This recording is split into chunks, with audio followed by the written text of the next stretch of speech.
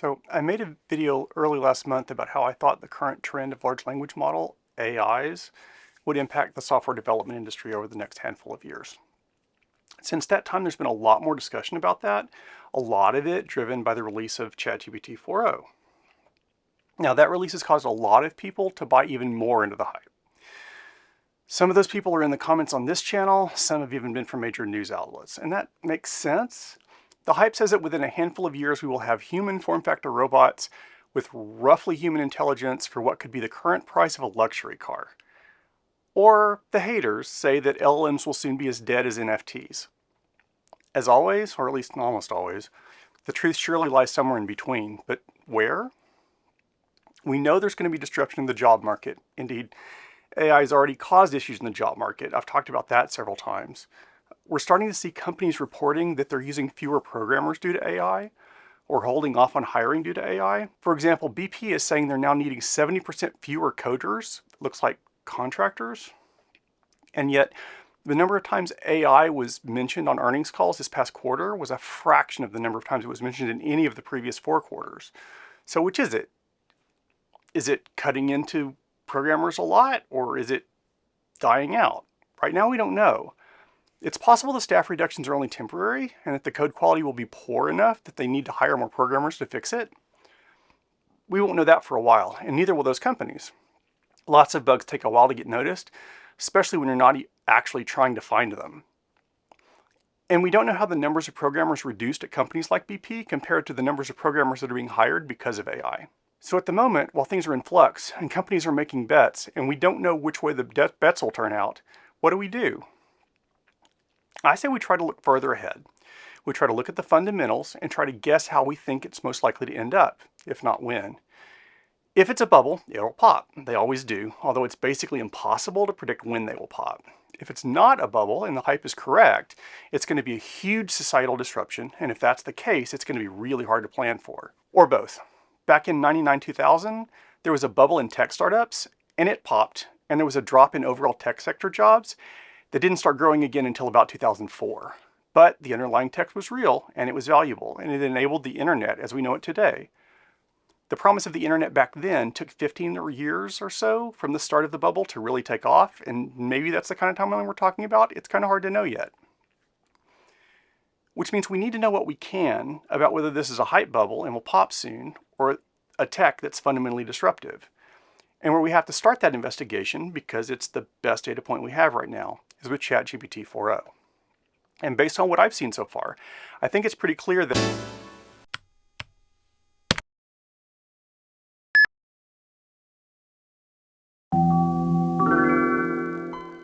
this is the Internet of Bugs. My name is Carl, and this was originally going to be an explanation of what I thought about ChatGPT-4o and why.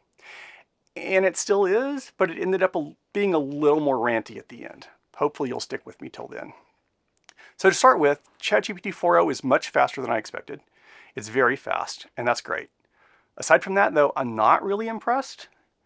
The thing that everyone seems excited about is the voice interface, and I think that most of the people excited about that haven't really been paying attention. As I explained in my AI agent video, before 4o came out, we had voice and camera graphics interfaces to ChatGPT and other LLMs for a long time now. Below, I've linked instructions on hooking ChatGPT up to a voice interface from February of last year. The functionality works out of the box now, and that's great. It's very convenient, and it's faster. But it's nothing new, and it's not really an advancement. Doing tasks cheaper and faster isn't nearly as disruptive if the tasks aren't difficult, or they aren't done well, or they aren't done correctly. And doing a wide variety of tasks correctly determines how autonomous an AI can be, and therefore how many and what kinds of jobs it might be able to displace. And most relevant to my expertise, how it might impact software jobs. And how the jobs that have already been impacted are likely to stay impacted or likely to come back. So the next question is, what do we know about 4o doing tasks better or more correctly? My personal experiences with it have been disappointing. In my last video, I talked about how Perplexity.ai found a Steve Jobs quote from 1983 for me, but 4o told me it didn't exist. And for the record, Google couldn't find it either, even if I gave Google the exact quote to search for. But I started my career as a physicist, and physics and science is all about experiments and evidence. And that's really served me well over the years, believe it or not, both in being able to separate hype from reality, but also when I'm in my day-to-day work and I'm troubleshooting or debugging, using evidence to actually narrow down what the real problem is and finding and fixing it and figuring out what experiments to run to make the bug show up has been incredibly useful. I do my best to gather the evidence I can find. I look at the evidence I've gathered. I draw conclusions. If I see new evidence, I'll revise the conclusions. This is a pretty much constant process. It has been pretty much my whole career. When I hear news stories or read articles that are relevant to technology trends, I see if it's information that changes my guesses about what's popular or what's becoming more or less important. Even before I started this channel, I did this. It's important for me to decide what I'm going to spend my time on. And, being frank, if that's not something that sounds like you'd want to be keeping up with for the rest of your career, then maybe a technology career is not for you. So briefly, and so I can point people to this section of video when they spout garbage in my comments, what counts as evidence? 1. Researchers publishing peer-reviewed papers are the gold standard of evidence. They aren't always correct in hindsight. People make mistakes. Some falsify even data. But that's as good as evidence ever gets, and the papers that are wrong eventually get found out. 2. Benchmarks are evidence. In fact, that's the whole point of benchmarks. Benchmarks are generally what are used in most of the peer-reviewed papers that we have about LLM performance. Some people in the comments have tried to argue that benchmarks aren't evidence or don't count as evidence or they can't be taken at face value for some reason. What I can tell you is lots of researchers use those benchmarks as evidence in paper after paper. Many of those papers are linked in this video, and as long as they keep doing that, so will I, and I won't care about your opinion. 3. First-hand observation of facts, not speculation, not things that might happen in the future, but things that have actually happened, count as evidence if they come from unbiased sources that have relevant experience. And lastly, and least usefully, trends actually are evidence. It's pretty crappy evidence, but when it comes to predicting the future, that's often all we've got. But it only counts if the circumstances in the future are the same as the circumstances in the past. But if the circumstances might be materially different, then I don't trust the trend will continue, and I don't think that you should either, and I don't count that as evidence. So, to be explicit, a commenter on a YouTube video's opinion on the future doesn't count unless it's backed up with sources. A commenter's opinion about a video or an article doesn't count unless they back it up with sources or facts. But the same is true of me. I try to back up the information I give you and the conclusions I draw with sources. My video descriptions usually have lots of them. When I talk about things I'm an expert in, I try to give examples and sources and citations and further reading, and I try to explain what scenarios and experiences I've seen that lead me to draw the conclusions that I have. At the time of this recording, there are close to 60 URLs in the list of references for this video. So, back to ChatGPT-4o. The consensus is it's way faster. I've been told it's much better at many non-English languages, although I'm not an expert in that. It interacts with sound and images without having to have preprocessors and postprocessors to convert, and that's cool and convenient. But when it comes to accuracy, it's sometimes better and sometimes worse. So MMLU is 2.2% better than 4 Turbo. GPQA, which is a science benchmark, is 5.6% better. But on the drop benchmark, which is complex reasoning and math, it's 2.6% worse than 4 Turbo. And there's a new benchmark called SEAL, at which 4o is actually worse than 4 Turbo. It's a very promising new benchmark. Now, don't take my word for it. Here's a link to a tweet from Andrej Karpathy, who's the former Tesla director of AI. Hope I got that name even close to right. He's an OpenAI founding team member. I talked about him in my last video. There were some complaints in the comments of one of my earlier videos about some benchmarks that I graphed that were on a scale of 0 to 100%. SEAL shows the same kinds of trends, but it doesn't have that limitation. And now there is this paper about how ChatGPT's behavior is changing over time. Note that this paper only compares 3.5 and 4. And so I'm looking forward to when they add 4o to it. But according to this, there's actually not a lot of improvement between 3.5 and 4 even. So you can choose to believe that 4o is better if you want, but the evidence is mixed, so it can't be dramatically better, at least not in the realm of how well it's able to correctly perform tasks. And according to some research on some benchmarks, there hasn't been a lot of improvement since 3.5. So if that's the evidence we have about 4o, what does it tell us about the future? So this graphic, I guess this counts as evidence, it counts as a fact, but it's evidence of the fact that they're going to be spending a lot of money training GPT-5. It doesn't actually tell us anything about how much better or worse it's going to be at what tasks it can do and how well it can do them, despite what people on the internet tell you. We know that there's a trend that the models have been getting exponentially faster and cheaper for years, and that seems to have continued through 4o, so it's likely to continue for some time, and that's good for lots of reasons. But when it comes to tasks and correctness, we know there's mixed evidence, and so we don't really know how to extrapolate from that. So the best method of predicting the future is about extrapolating from trends. What other trends are there that we can draw from? It turns out there are two important ones, and they're not actually discussed very much, which is interesting. The first thing we don't talk about much is a bunch of experts who have been doing relevant research for a very long time. But very few people in the tech industry have paid any attention to them at all because they're not part of the tech industry.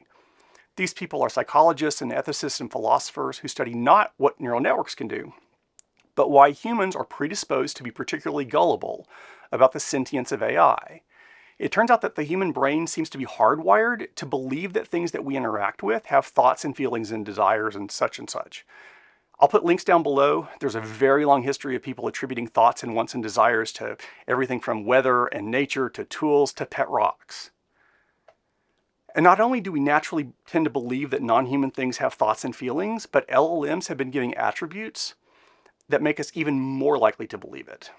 There's a thing called the ELIZA effect, which has been known since the 70s, where a chat interface causes powerful delusional thinking in humans that has been likened to a slow-acting poison. So there's a term that has been coined by researchers that's called dark patterns. It describes user interfaces in products that trick people or trick the brain into behaving in ways that the producer of the product wants that is contrary to the interests of the consumer or the user. Dark patterns are a huge topic, and researchers are just starting to study the dark patterns in LLM chatbots, paper below.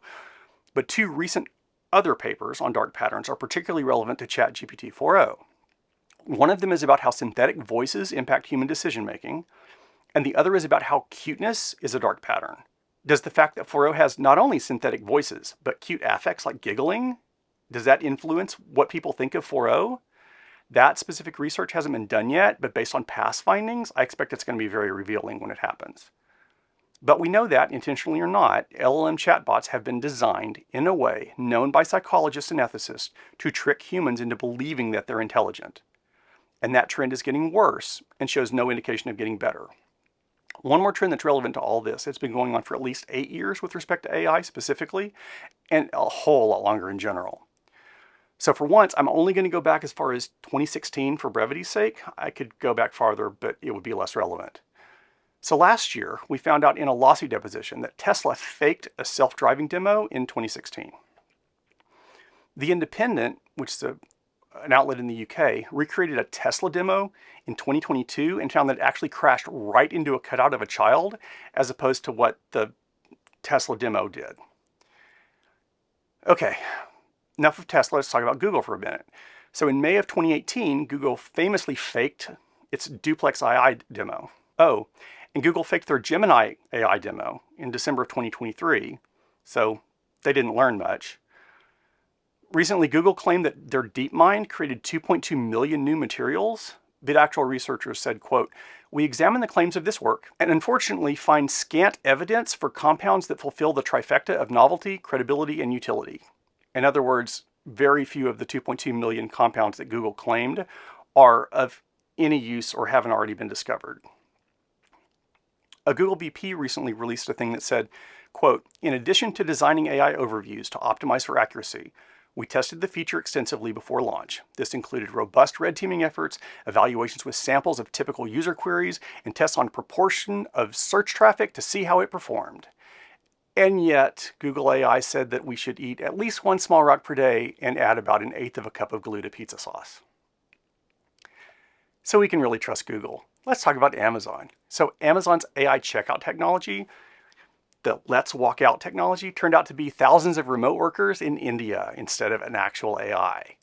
Ironically, that was done via Amazon's online task platform that's called Mechanical Turk, which is named after a famous fraud from the 1770s, where a chess-playing robot just turned out to be a man hiding in a box pulling its strings. Usually I don't go back to the 1770s, but I guess it happens sometimes. And there have been a bunch of times when something that was said to be AI just turned out to be a bunch of remote people doing the work.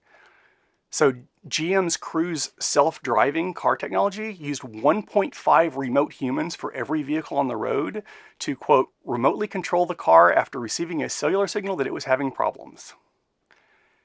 Facebook had a Siri competitor called M, and it was supposedly supervised by humans. Reportedly, though, quote, in practice, over 70% of requests were answered by human operators. It was shut down in 2018. Supposedly, it was very expensive. The SEC has recently started charging companies with what they call AI washing, which is when companies say that they're doing things with AI when there's actually no AI involved. And then there's things that do use AI, but that companies insist on lying about how well it does the AI. So on January 23rd, 2024, Microsoft said, quote, Microsoft aims to provide transparency in how its AI systems operate, allowing users and stakeholders to understand the decision-making processes and outcomes. 48 hours after that, Microsoft's products were used to make viral, deep-fake, non-consensual porn of Taylor Swift.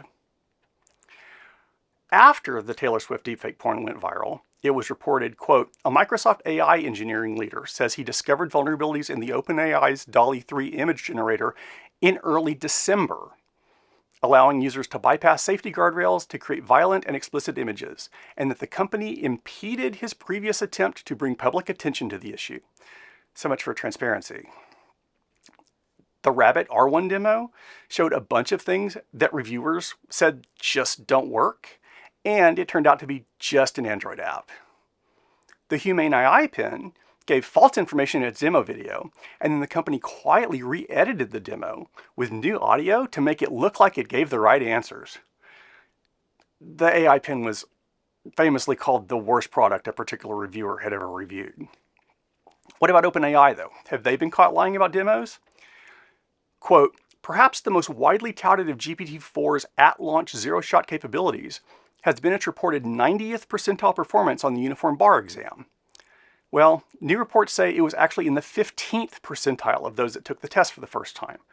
Turns out that what OpenAI seems to have done was arranged it so that their AI got compared to a bunch of people that had taken the test before and failed the test before and were really likely to fail it again, and it got better than 90% of people that were likely to fail it again. At least one of OpenAI's Sora demo videos was done by an FX group called Shy Kids. Link below for that. There was a recent interview with a former OpenAI board member who said that Sam Altman had created, quote, a toxic culture of lying. Oh, and then moving on from OpenAI, there was this thing called Devin. The company that made Devin kind of lied about that. There's a video about that. You might have heard of it. And there were other examples I didn't put in this list because they were less directly related to AI. And keep in mind, that's just the companies that have been both caught and that were high enough profile to actually make headlines and get reported about. I've been part of many software demos and many product launches over the last 35 years. And in my professional opinion, in my experience, lots of demos lie. There's no way to know for sure, but based on my past experience, I'd guess that maybe for every demo that gets exposed, at least a couple of demos get away with it, maybe more. And yet we have people insisting that this is all real. A Wired.com article called "It's Time to Believe the AI Hype" came out on the 17th of May, just after the ChatGPT-4o demo. It tried out the same old joke about a friend that takes another friend to a comedy club to see a dog telling jokes. And the first friend says, "What do you think?" And the second friend says, "Well, the joke's bombed. I'm not that impressed." The article then says, "Folks, when dogs talk, we're talking biblical disruption." And maybe, but let me ask you this. If you're confronted with a talking dog at a comedy club, what's more likely? That there's a dog that's actually talking, or that, like Amazon Fresh, what's supposed to be an unprecedented breakthrough is really just a bunch of people behind the scenes trying to trick you? I know what I'd bet on. And to top it off, the concluding paragraph of that article insists, quote, this is a direct quote, "but the demos aren't lying." Except for, Tesla self-driving and GM's Cruise self-driving and Google Duplex and Google Gemini and Facebook's M chatbot and OpenAI's Sora and ChatGPT's 4's bar exam and Amazon Fresh's Just Walk Out and Rabbit R1 and Human AI's Pen. Oh, and Devin again. Deep breath. So, there's no clear evidence of accuracy and task performance getting better. There is clear evidence that the features being added to these products are attributes like voices that are known to make humans more likely to believe that the products actually think. There is clear evidence that the companies have been lying about AI's capabilities for years. Not all the companies, but many of them. And there's clear evidence that journalists, again, not all of them, but many of them, have and will continue to make irresponsible statements like the demos aren't lying, all evidence to the contrary. But we have to make decisions about what we're going to spend our time on. And we have to decide what we're going to learn and what we're going to avoid and whether we want to switch majors or switch careers or what. What's going to happen with AI is one of the bigger questions in software careers right now, in tech, maybe even in the world. And I'd really love to know what's going to happen. And if I did, I would tell you, but I don't. And honestly, nobody does. What I know is that there's currently no clear evidence that we're going to get human-level artificial intelligence anytime soon. And what we really know for definite sure is that many of the people that are telling us how great it's going to be not only have a financial incentive to lie about that, they've been lying about it for years and have been lying so obviously about it that they've been caught lying about it over and over. And that many people we should be able to trust, like journalists who should know better, keep saying things like the demos aren't lying, even though many of the AI demos have been lying and have been proven to be lying over and over since at least 2016. So we're on our own and we have to make up our own minds. And like generations of scientists going back to at least the 16th century, I'm going to choose to follow the evidence. And I'm going to choose to reject the narrative that's being promoted by the people who have a toxic culture of lying. But hey, you do you. Never forget, the internet is full of bugs. Anyone who says differently probably thinks you're so stupid that you would believe that dogs can actually tell jokes. Let's be careful out there.